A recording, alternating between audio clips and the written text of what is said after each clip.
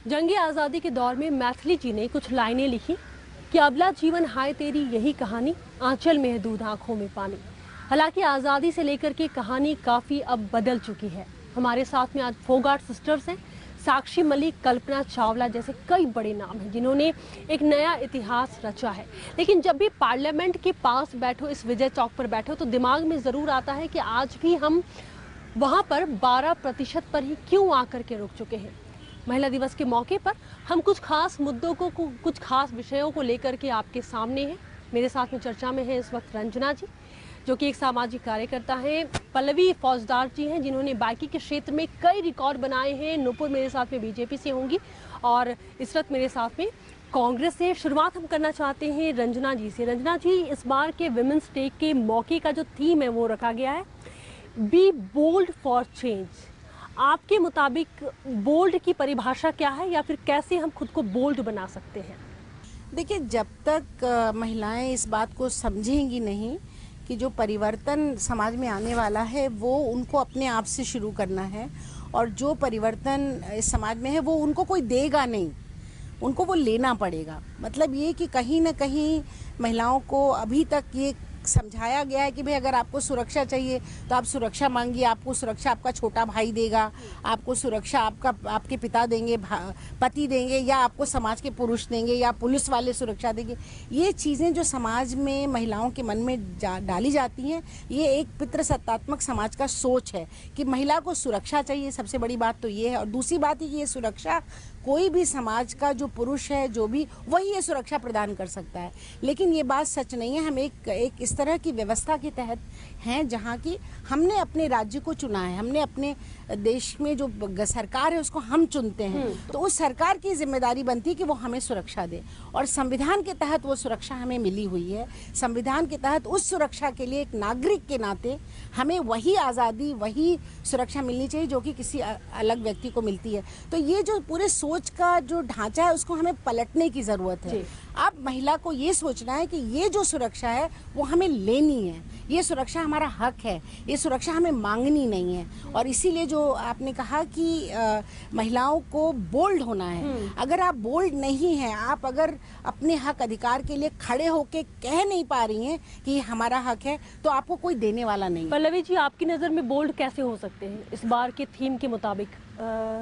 देखिए, मैं ये बोलूँगी कि बोल्ड जो हमारा जो स्लोगन अभी जो चल रहा है कि बी बोल्ड फॉर चेंज, ये अपने आप में ही बहुत कुछ कह जाता है।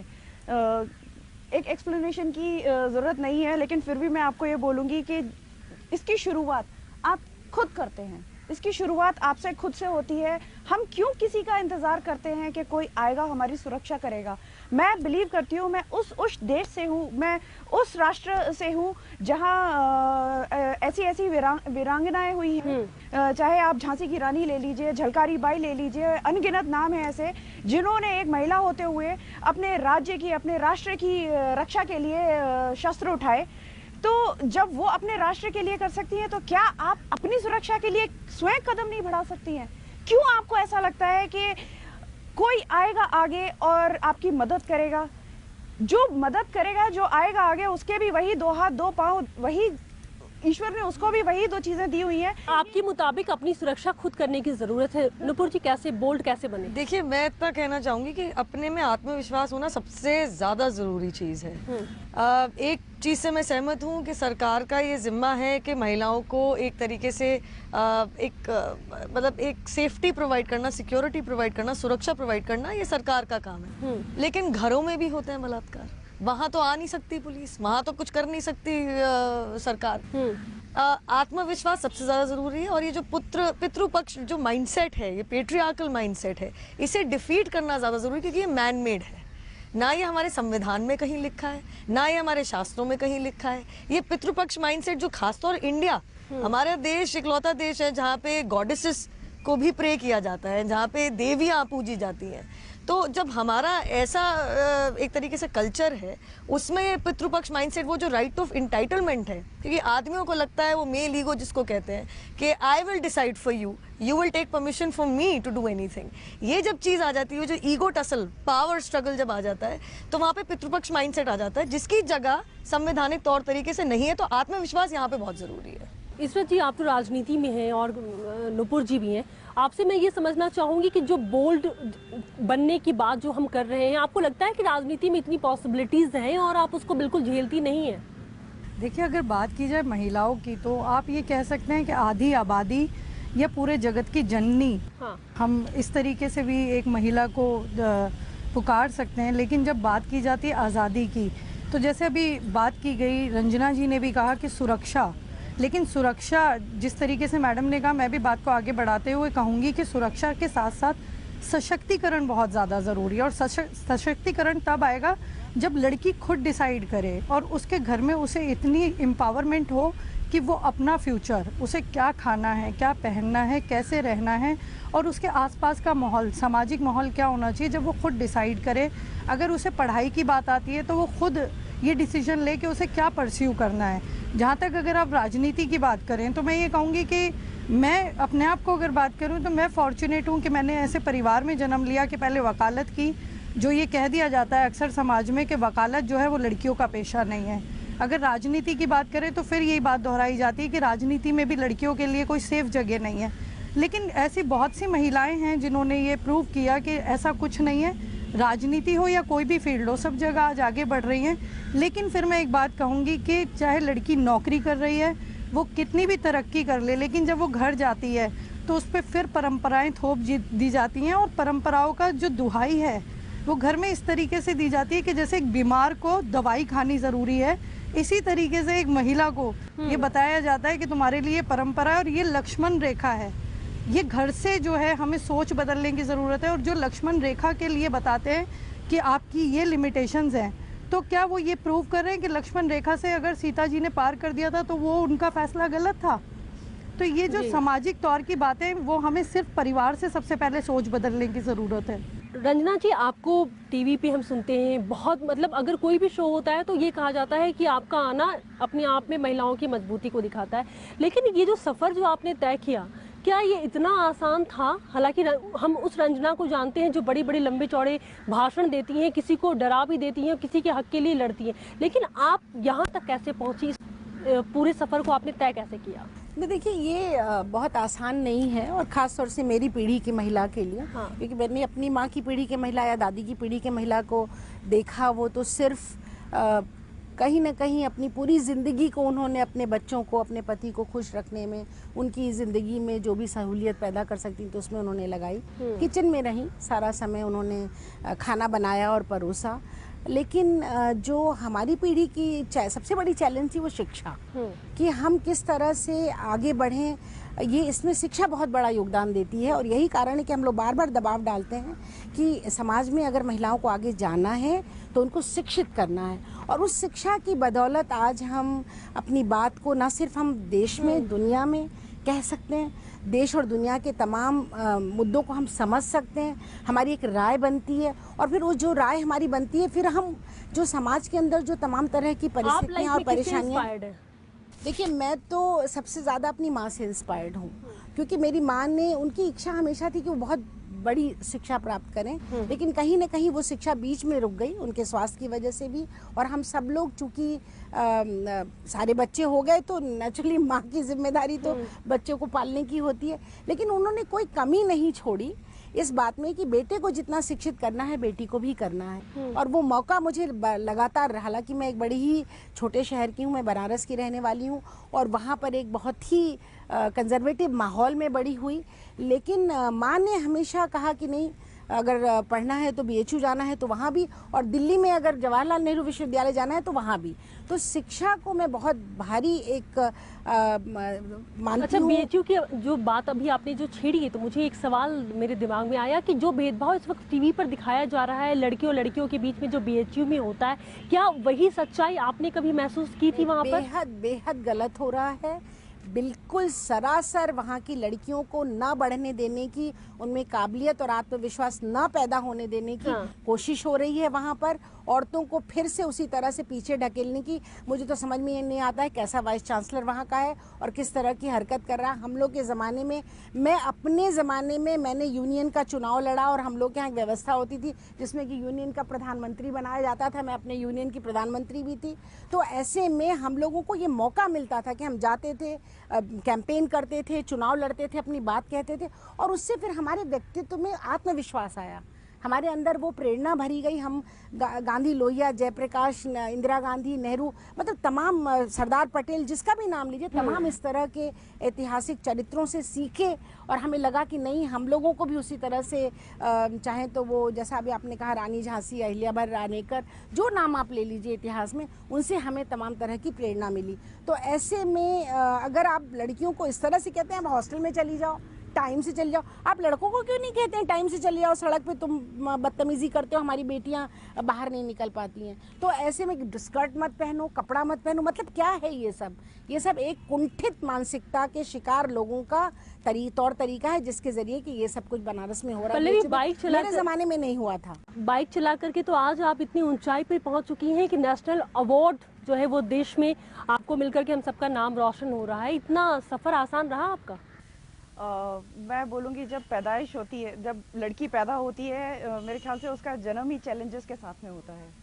ईश्वर भी शायद उसी को ये टास्क देता है, क्योंकि उसको मालूम है उस देश से जहाँ औरत को शक्ति का रूप माना जाता है कि ये शायद उस चीज़ को कर पाएगी।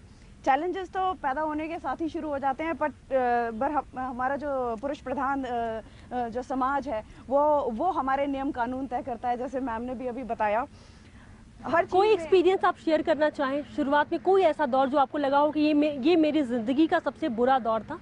हम अच्छा दौर भी सुनेंगे आपसे। देखिए, बुरा दौर तो मैं कुछ नहीं बोलूँगी, बिकॉज अगर बुरा नहीं होगा तो आप उससे मोटिवेट कैसे होंगे और अपने आगे बढ़ने के लिए कैसे करेंगे? लड़ने के लिए कुछ ना कुछ होना तो चाहिए, सामने से वार आएगा तभी आप शस्त्र उठाएंगे। तो बुरा तो मैं कभी कुछ नहीं बोलूँगी कि मेरे ज़िंदगी में बुरा हुआ। जो अगर कुछ ऐसे अनुभव भी हुए तो उन्होंने मुझे प्रेरित ही किया आगे बढ़ने के लिए।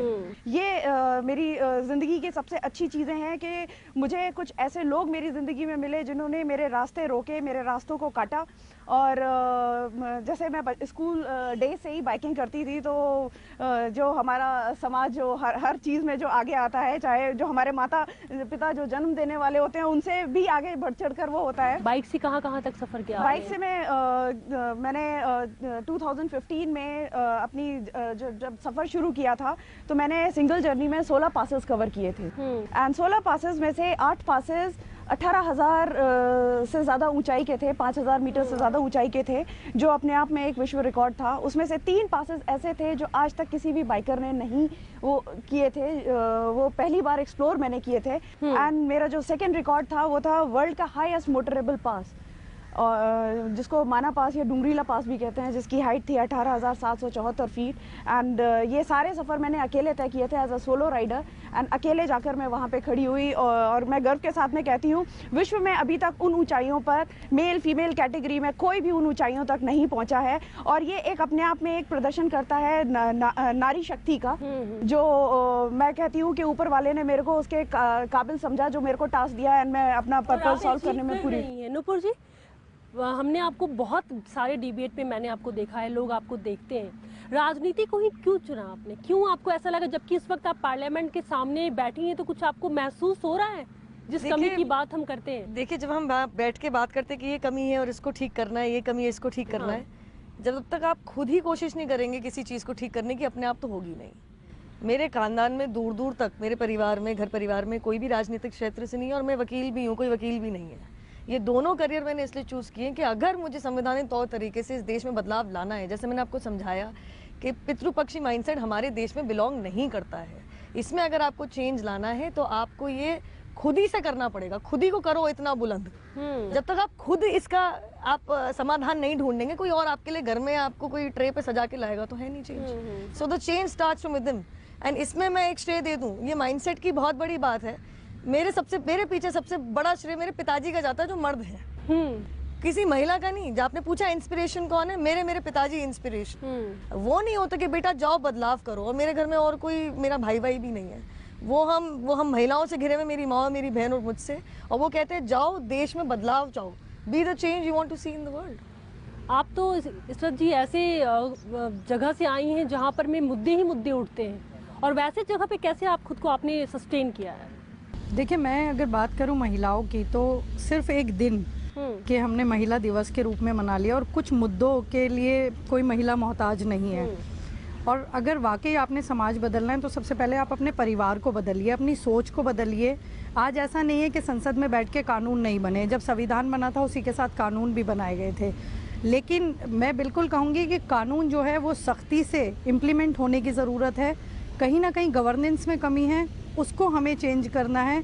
और एक अभी पीछे निर्भया केस हुआ था और मैं कहूँगी कि पूरे विश्व में उसको देखा सुना और उसकी आवाज़ उठी थी।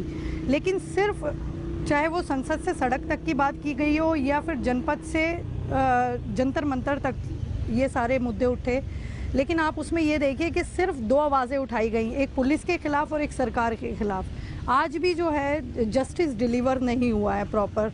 और आप इसी के साथ साथ मेरा ये कहना है कि कानून में सख्ती लेकर आइए, इम्प्लीमेंटेशन होना चाहिए। आज वो लोग कहाँ गए जो कैंडल मार्च लेके चला करते थे, आज वो मीडिया कवरेज कहाँ चली गई है। तो अपनी सोच बदलने की ज़रूरत है। ऐसा नहीं है कि निर्भया कांड के बाद दोबारा कांड नहीं हुए हैं, ऐसी बहुत सी निर्भया हैं जो आवाज़ और उनकी जो चीख है वो किसी को सुनाई नहीं दी है, वो कवरेज नहीं हो पाई है, क्योंकि कहीं ना कहीं सामाजिक तौर पे इंसान को, परिवार को ये डर होता है कि हम बदनाम हो जाएंगे, हमारी बच्ची जो है उसका जीवन ख़त्म हो जाएगा। तो इस सोच को बदलने की हमें ज़रूरत है और सबसे पहले हमें परिवार से और अपने आप से शुरुआत करनी पड़ेगी।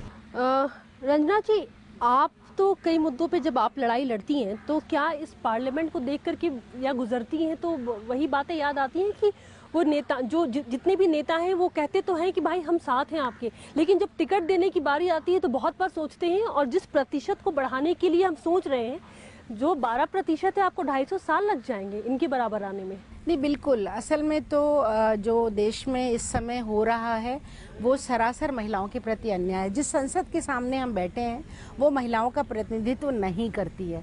महिलाओं से वोट ज़रूर लेती है और यहाँ वोट ले करके यहाँ पर सांसद आते हैं, लेकिन प्रतिनिधित्व का जहाँ तक सवाल है महिलाओं का प्रतिनिधित्व नहीं करती। क्योंकि आप पूरे 5 साल का, चूँकि हम पार्लियामेंट की कंटेंट एनालिसिस करते हैं, हर साल हम देखते हैं पार्लियामेंट में क्या बिल आया, क्या डिबेट हुई, किस तरह के प्रश्न पूछे गए, तो आपको ये जान के आश्चर्य होगा। देश की महिलाओं को मैं बताना चाहती हूँ कि मुश्किल से 5% भी इस संसद के अंदर महिलाओं के बारे में चर्चा नहीं होती है, महिलाओं के सवाल नहीं उठाए जाते हैं। अगर कभी खुदा न खास्ता कोई सवाल उठाया भी जाता है तो वो सिर्फ और सिर्फ महिलाओं पर हो रही हिंसा का सवाल उठाया जाता है।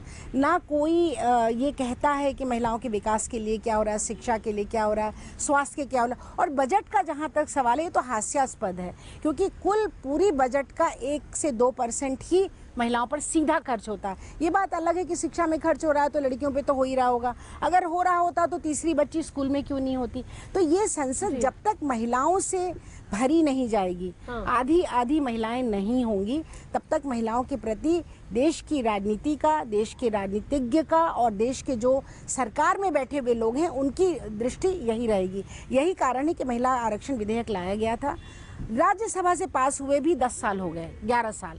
2006 में राज्यसभा से पास हुआ था और इसी लॉन में बैठ के यही हमने वो खुशियां मनाई थी और पूरे मीडिया ने पूरे देश को दिखाया था। लेकिन आप देख लीजिए, लोकसभा में 2/3 बहुमत होने के बाद भी सरकार उस बिल को न ला रही है, ना उस पर कोई चर्चा। नहीं, लैप्स नहीं होता है, नहीं बिल्कुल नहीं, बिल्कुल आपको कानून की जानकारी नहीं, संसद की एक एक गतिविधि के बारे में हम लोग नहीं बिल्कुल चेंज करनी। राज्यसभा में पास, देखो ये नूपुर तुम पहले जाके पढ़ो, क्योंकि राज्यसभा एक नहीं जानती। देश के राष्ट्रपति तक ने हम लोग को ये बात बताया, मैं ऑन रिकॉर्ड बोल रही हूँ। देश के राष्ट्रपति जी से जब बात हुई थी उन्होंने भी ये बात ऑन रिकॉर्ड बताई है कि संसद के लोकसभा से बिल लैप्स होता है, क्योंकि लोकसभा में नए सांसद आते हैं। राज्यसभा एक कंटिन्यूअस फोरम है और उस फोरम में जो बिल पास होता है वो बिल पेंडिंग होता है, वो बिल वेट करता है जब तक कि उसको फाइनल का या तो उसको रिजेक्ट किया जाए या फिर उसको लोकसभा में लाके पास किया जाए, तब तक वो बिल रहता है। तो कृपा करके ऐसी बात मत करो नूपुर जिसकी तुमको जानकारी नहीं है, क्योंकि ये जानकारी रखनी चाहिए कि राज्यसभा और लोकसभा के बिल की स्थिति अलग अलग होती है। एक लाइव डॉक्यूमेंट है, जब तक ये सरकार नहीं उसको लाएगी, ये कोई राजनीति की बात मैं यहाँ नहीं कर रही हूँ, मैं ना बीजेपी कांग्रेस ये वो, कांग्रेस ने भी नहीं पास किया तो ये कांग्रेस की भी जिम्मेदारी थी। और बीजेपी में मैं पुरुष सांसदों की, देश की राजनीति पर पुरुष सत्ता की जो पकड़ है उसकी बात कर रही हूँ, महिलाओं को आने नहीं देना चाहते हैं। शो हमें नॉन पॉलिटिकल ही रखना है, बिल्कुल। हम बस ये जानना चाह रहे थे कि हम महसूस कैसे करते हैं, क्या 8 मार्च की इस चर्चा मात्र से ही हम खुद को सेटिस्फाइड कर ले?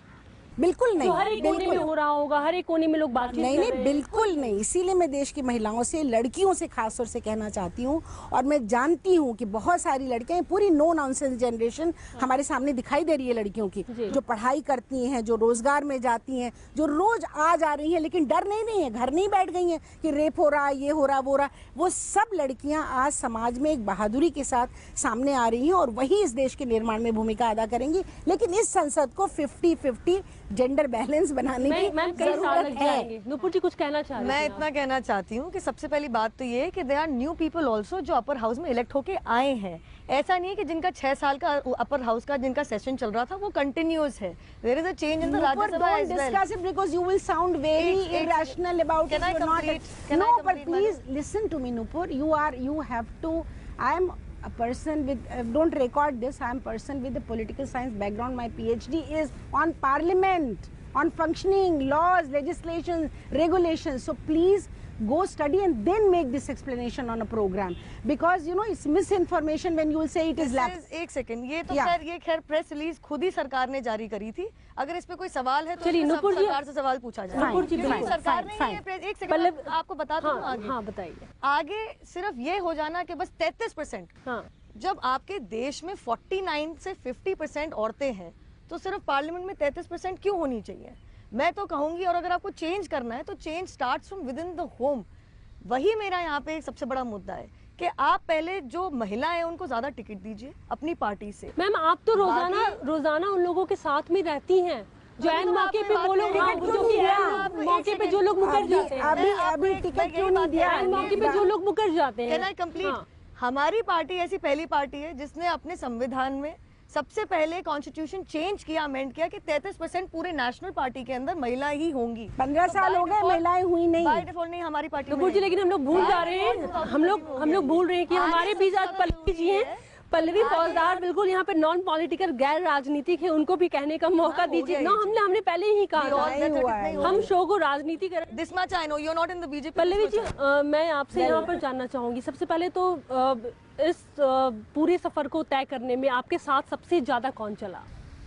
मैं बोलूँगी कि मेरे हस्बैंड ने मेरा, बिकॉज शादी के बाद में हस्बैंड का एक बहुत मेजर रोल होता है। एंड जब मैंने ये इच्छा जाहिर करी कि मैं इस दुनिया में यहाँ पे पुरुषों के साथ में कंधे से कंधा मिलाकर चलना चाहती हूँ, और जो चैलेंजेस मैंने फेस किए हैं अभी तक जो मैं करती आई हूँ उनको दिखाना चाहती हूँ कि we are not less than anybody else.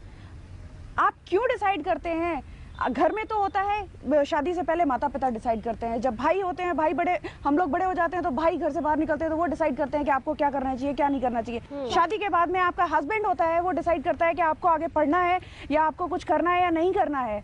तो क्यों ऐसा कब तक चलेगा? हम कब डिसाइड करेंगे, हम कब फैसले लेंगे अपने? तो यही चीजें थी। जब मैंने बाइकिंग ज्वाइन करी, मैंने बाइकिंग बाइकर ग्रुप ज्वाइन किए। मैं आपको बताती हूँ, फीमेल और बाइक पे तुमने कभी सोचा है कि तुम कैसी लगोगी? ऐसा मैं आपको यही बता रही हूँ, जैसे हमारे देश में सबसे पहले लड़की अगर होती है तो सबसे पहले उसकी शादी के बारे में सोचा जाता है। जिस दिन से पैदा होती है उसको पढ़ा लिखा कर बस शादी करके भेजना है। तो जो रिलेटिव्स होते थे या मेरे फादर के फ्रेंड्स थे वो हमेशा यही कहते थे कि क्या बेटी की शादी नहीं करनी है, बाइक क्यों चलवाते हो, कौन ऐसी लड़की से शादी करेगा जो बाइक चलाती है। पर मैं कहूँगी मेरे फादर का, घर वालों का मेरे साथ में बहुत सहयोग था। उन्होंने मेरे को हमेशा प्रेरित किया और उन्होंने कहा जब मेरे बेटे जो काम कर सकते हैं तो वो मेरी बेटी क्यों नहीं कर सकती है। तो इस फर्क को उन्होंने मेरे घर पे ही खत्म कर दिया और मेरी जो जर्नी थी उसको और इजी बना दिया। बिकॉज अगर घर से ही कठिनाइयाँ हो जाती है तो लड़ने में थोड़ी बहुत मुश्किल भी होती है। तो मैं कहूँगी वहाँ मेरी मुश्किल खत्म हो गई थी और सिर्फ मेरी जो लड़ाई रह गई थी जो बाहर की दुनिया थी, जब मैं घर का दरवाज़ा खोलती थी और जो चैलेंजेस वहाँ से शुरू होते थे वो रह गई थी। तो जब मैंने बाइकिंग को एज अ प्रोफेशन लेना चाहती थी, मैं ऑप्ट करना चाहती थी, तो मैंने देखा कि सेम जनरेशन के लोगों के भी सवाल वही थे कि you are not meant for this, this field is not meant for you. आप बाइक कैसे चला सकते हो और जहाँ हम नहीं जा पाए वहाँ पे आप कैसे जा सकते हो। मैंने उनसे बोला एडवेंचर बाइकिंग में करना चाहती हूँ, आप लोगों के साथ जाना चाहती हूँ। तो उन्होंने ये कह के मना कर दिया कि अगर फीमेल राइडर्स को हम लेकर जाते हैं तो हमारी जर्नी और ज़्यादा डिफिकल्ट हो जाती है, because you are physically not meant like that. तो मुझे ये चीज़ें चुभी हैं। और उसी दिन जब मैं घर वापस आई, मैंने डिसाइड किया कि नहीं, मुझे लोगों की सोच बदलने के लिए मुझे खुद एग्जाम्पल सेट करना पड़ेगा और मुझे अपनी ऐसा सफ़र तय करना पड़ेगा कि जो सिर्फ मेरे लिए नहीं होगी, क्योंकि वो लड़ाई सिर्फ मेरी और अगर आप नहीं सोचती, सारी पल्लवी नहीं सोचती, तो आज आप यहाँ पर नहीं होती और चर्चा के बीच आपको बुलाने का रीजन नहीं, सिर्फ मेरे सोचने की सवाल नहीं होती है। मैं ये बोलूंगी कि जो पुरुष मेरे साथ था, अगर उसका भी सपोर्ट नहीं होता तो मेरा सफर और मुश्किल हो जाता। मैं ये कहती इम्पॉसिबल तो नहीं होता, लेकिन मुश्किल जरूर हो जाता। तो इसके लिए पहला जो मेरा सल्यूट है, पहला जो मेरा सलाम है, वो मेरे हस्बैंड को है, क्योंकि जब मैं नहीं होती हूँ, हम ये सोच रखते हैं घर की गाड़ी चलाने के लिए 2 पहियों की ज़रूरत होती है, और हम वो बिलीव करते हैं कि एक भी पहिया अगर ख़राब होता है तो गाड़ी डगमगा जाती है। तो जब मैं नहीं होती हूँ तो मेरे एब्सेंस में मेरे हस्बैंड मेरे घर का, मेरे बच्चों का ख्याल रखते हैं। I am a mother of 2। मैं बहुत मुश्किल होता है जब मैं ऐसे मुश्किल रास्तों पे जाती हूँ, घर पे पीछे बच्चों को छोड़कर जाती हूँ। पता नहीं होता कि ये सफ़र पे मैं निकल रही हूँ, घर वापस लौटूंगी या नहीं लौटूंगी। ऐसे ही मैंने 2 शब्द अपने बच्चों को तब बोले थे जब मैं लद्दाख के लिए निकली थी, क्योंकि जब मेरा सफ़र शुरू हुआ था तब तक के सर्वे में 30 राइडर ऑलरेडी लोएस्ट एल्टीट्यूड पे अपनी जान खो चुके थे। तो मेरे सामने बहुत बड़ा ये था, मेरे को तय करना था कि मैं ये कंटिन्यू करूं या नहीं करूं, क्योंकि मेरे ऊपर 2 बच्चों की भी जिम्मेदारी थी। तो मैंने उनको यही बोला था कि तुम्हारी माँ कुछ बड़ा करना चाहती है, निकल रही है, हो सकता है वापस आए, तब तो तुम्हारे पास गर्व करने का रीजन ही होगा, क्योंकि वो जो अचीव करने जा रही है वो अचीव कर ही वापस आएगी। और अगर नहीं आई तब भी आपको गर्व करेंगे। उनको प्राउड फील हो रहा है। बिल्कुल बिल्कुल। एंड मेरे 2 बेटे हैं, मैं उनको इसी तरीके से। बिल्कुल आखिर दौर में अब हम लोग हैं इस वक्त में। इसरत जी, आपसे मैं आखिरी सवाल ये लेना चाहूँगी कि सबको पता है कि महिलाएं बहुत अच्छे से मैनेज कर सकती हैं, चाहे वो घर के मामले में हो। हम होममेड से अब होममेकर तक तो पहुंचे हैं, लेकिन उससे ज़्यादा और कोई पदवी हमें नहीं दी जाती। हम बहुत अच्छा बजट तय कर सकते हैं, लेकिन अर्थशास्त्र या फिर उस दुनिया में हम बिल्कुल कम हैं। हम पत्रकार बहुत अच्छा बन सकते हैं, लेकिन इसके बावजूद हमें दबाया जाता है। हम राजनीति में बहुत अच्छा कर सकते हैं, इसके बावजूद हमें बढ़ने नहीं दिया जाता है। क्या कहेंगे आप? देखिए, यहाँ पैनल पे जितनी भी हम महिलाएं बैठी हैं, मैं ये कहूँगी कहीं ना कहीं हमें सपोर्ट थी अपनी फैमिली से, और हम में इतनी कर गुजरने की ताकत थी या जज्बा था, तभी आज हम लोग यहाँ पर बैठे हैं। लेकिन इसी के साथ मैं बहुत जिम्मेदारी के साथ कुछ प्रस्ताव रखना चाहती हूँ महिला दिवस पर अपनी बहनों के लिए और समाज की सभी महिलाओं के लिए, कि एक तो रिजर्वेशन बिल, जहाँ तक अभी पॉलिटिकल मुद्दा छिड़ गया था, क्योंकि जहाँ नूपुर बैठी हो वहाँ पॉलिटिकल मुद्दा छिड़ता ही है, तो मैं बिल्कुल कहना चाहूँगी कि ये वक्त है पार्टी की नियत देखने का। कोई भी पार्टी हो, चाहे वो कांग्रेस पार्टी है, बीजेपी पार्टी है। फिर आप पार्टी को बीच में देखिए, नहीं, मैं एब्सोल्यूट मेजॉरिटी की नहीं, ये मेरा प्रस्ताव नहीं, ये मेरा प्रस्ताव है, ये मेरा प्रस्ताव है कि रिजर्वेशन बिल जो 21 साल से पेंडिंग है, वो अब संसद में पास होना चाहिए। अब कोई भी बहानेबाजी, देखिए एब्सोल्यूट मेजॉरिटी, फिर हम यही बात छेड़ेंगे। फिर आप और दूसरा मेरा प्रस्ताव मैं देना, नियत सबसे ज्यादा जरूरी मैं मानती हूँ, चाहे वो जुवेनाइल जस्टिस बिल हो, मैं पॉजिटिव ही कह रही हूँ, चाहे वो जुवेनाइल जस्टिस बिल हो। कुछ महिलाएं लड़ पड़ी थी उसके ऊपर अपर हाउस में, जुवेनाइल जस्टिस बिल की जब पास होने की बात आई थी, और बहुत सा उसमें बहानेबाजी भी चली, लेकिन इस सबसे ऊपर उठ के ही हो पाएगा। आई एम सॉरी टू से, तुमने नहीं किया, हमने नहीं किया, and I will begin to say change begins from home. हमारे प्रधानमंत्री ने कहा था, अपने बेटों से पूछो वो कहाँ जाते हैं, बेटियों से मत पूछो वो कहाँ जाती हैं, क्योंकि अल्टीमेटली जो क्राइम होता है उसमें क्रिमिनल आदमी ही होता है। जो बढ़ता हुआ महिलाओं के खिलाफ अपराध है उसमें अपराधी आदमी ही होता है। तो अपने बेटों से पूछो, अपने बेटों को ऐसे पालो कि वो महिलाओं को देखे ना हो। नहीं, मैं यही कहना चाहूँगी कि अभी सबसे ज़्यादा जो वक्त की ज़रूरत है वो महिलाओं को निर्णय लेने की सभी जगहों पर स्थान मिले, इसकी ज़रूरत है, ताकि महिलाएं स्वयं एक हिस्सेदारी ले सकें और परिवर्तन की वाहक बन सके, ना कि उनको जोड़ा जाए, उनके लिए किया जाए। उनके लिए करने की ज़रूरत नहीं है, वो सक्षम हैं। आज सशक्तिकरण हुआ है, उस सशक्तिकरण का मतलब समझने की ज़रूरत है, ना कि सशक्तिकरण कहने की ज़रूरत है। आज महिलाएं सशक्त हो रही हैं, काफ़ी हद तक हो गई हैं। अब उनको ये मौका मिलना है, उनको लेना है ये मौका कि वो इस संसद अगले 8 मार्च तक आपको लगता है कि फिर से यही डिबेट मुझे रहेंगे? मुझे तो लगता है इसी 8 मार्च को महिलाओं को कोई तोहफा तो ये संसद दे, जिसके सामने हम बैठे हैं, जिसमें हमारे प्रतिनिधि बैठे हैं। कोई एक काम तो करो हमारे लिए, कुछ तो बताओ कि देश की महिलाओं के लिए क्या कर रहे हो, क्या करने जा रहे हो। आखिर ये सशक्त महिलाएं हैं, ये भूमिका निभा सकती हैं, तो पीछे ढकेल के क्यों रखा गया है इनको? तो इस संसद से हम कुछ सुनना चाहेंगे इसी 8 मार्च को। जी, बहुत सही कहा आपने, और उम्मीद तो हमें भी है कि कम से कम अगले 8 मार्च पे हम दोबारा इन्हीं मुद्दों के साथ नहीं बैठे, कुछ एक चेंजेस हमें देखने को मिले, और जो सम्मान, जिस श्रद्धा की बात नारी के साथ जोड़ा जाता है, वो स्वीकार के साथ हमें समाज में मिले भी। और कहना तो ज़रूरी है कि तू कोमल है लेकिन कमज़ोर नहीं है, जब चाहे तू शक्ति भी बन सकती है। आप आगे भी देखते रहिए न्यूज़ वर्ल्ड इंडिया।